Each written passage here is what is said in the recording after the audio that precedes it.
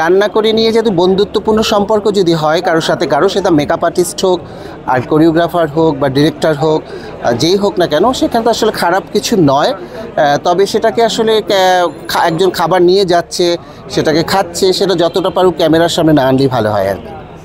সবসময় যেই কাজের জন্য পাই, আমি আসলে আপনারা আগাগোড়া জানেন আমি পুরাদমে একজন নৃত্যশিল্পী, নৃত্য পরিচালক। তো সবসময় আমার এই কাজের জন্যই সবসময় আমি পেয়ে যাচ্ছি। আজকে আমি শ্রেষ্ঠ কোরিওগ্রাফার হিসেবে পেয়েছি এবং সবসময় আমি বলি যে অ্যাওয়ার্ড পাওয়া মানে হচ্ছে আমার কাজ চলমান, মানে সবসময় চলছে আমার ব্যস্ততা, আমার কাজের পরিধি, এবং সেই কারণে আমার অ্যাওয়ার্ড পাওয়া। এবং যখন অ্যাওয়ার্ড পাবো না তখন মনে হবে যে মনে হয় আমি থেমে যাচ্ছি। মেহজাবিনের মালতী দেখেছেন, কেমন দেখেছেন? প্রিয় মালতী মেহজাবিন চৌধুরী যেহেতু আমার ডান্স জুটি, এবং আপনারা জানেন যে আমাদের দুজনের কত পারফরমেন্সে নাচের একসঙ্গে আছে, যেটা আসলে কোনো হিসাব নেই। তো সেক্ষেত্রে আমার মেহজাবিন চৌধুরী আমার ছাত্রী বন্ধু।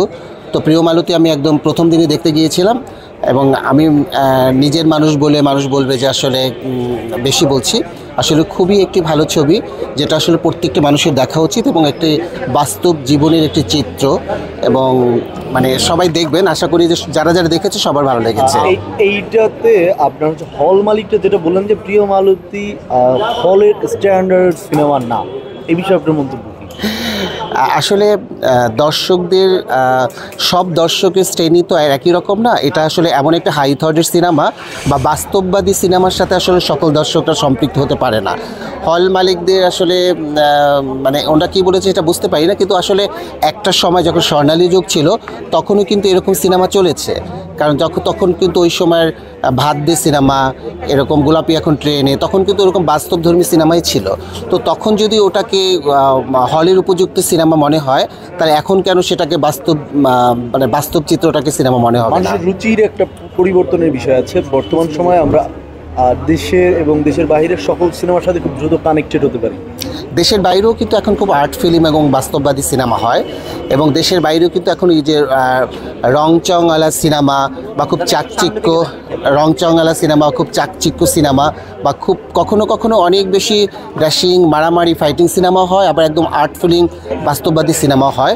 সব সিনেমায় সব দর্শকরা এখন দেখে। এখন বাংলাদেশের দর্শকদের হলে আসতে হবে, আসলেই বুঝতে পারবে যে আসলে এটা আসলে কতখানি সমাজের জন্য দরকার এবং কি মেসেজ আছে এই সিনেমাতে। বর্তমানে আপনাকে সোশ্যাল মিডিয়াতে বুবলির সাথে অপুর সাথে দেখছে না, আপনার যারা ভক্ত আছে, সেই বিষয়টা কেমনভাবে দেখেন? আমি একজন নৃত্যশিল্পী, ডান্স কোরিওগ্রাফার। আসলে আমার নিজের হাতে কোনো কাজ নেই, যেহেতু আমার কোনো টেলিভিশন চ্যানেল নেই, একটা মঞ্চেরও আমি মালিক না। যখন যে আমার নাম যখন যেখানে বলে যে ওইকে নিতে হবে, তখনই অপু বিশ্বাসের সাথে আমার ইদানিং কোনো কাজ আসেনি। যখনই আসবে তখনই আমি করব। আপাতত অপু বুবলির হয়তো কয়েকটি কাজ দেখার পরে দেখা হয় কি যে অনেকগুলো ভিডিও যখন প্রচার হয় তখন আসলে ক্লায়েন্টরা তখন বলে যে ওকেই নেওয়া হোক। তো অপুর সাথে আমি কত অগণিত কাজ করছি কোনো হিসাব নেই, যে শত শত কাজ। বুবলির সাথে মাত্র শুরু হয়েছে, আবার হয়তো অপুর সাথে আসবে, এটার কোনো আসলে কোনো ব্যাখ্যা নেই।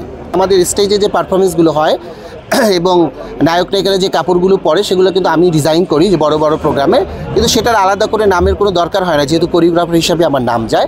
কিন্তু আমিও মাঝে মাঝে দু একটা ডিজাইন করে চেষ্টা করি যে এইটাকে আমি বাজারজাত করব, বা আমি রেস্টুরেন্ট দেওয়ার চিন্তা করেছিলাম মাঝখানে।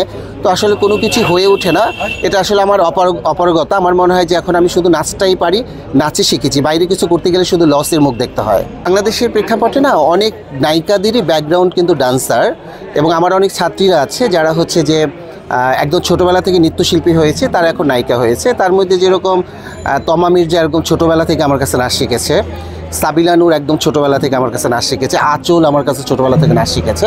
তো এরকম অনেক নায়িকারাই আমার হাত ধরে মিডিয়াতে এসেছে, মানে আমার একাডেমি থেকেই নায়িকা হয়েছে।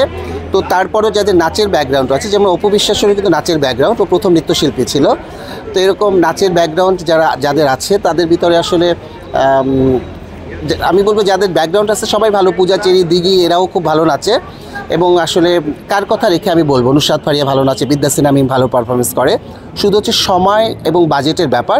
যদি কোনো প্রোগ্রামের অনেক বেশি বাজেট হয় এবং সেটার যদি আমি যদি প্র্যাকটিসের সময়টা দিতে পারি, কারণ রিহার্সালও কিন্তু একটা খরচ আছে।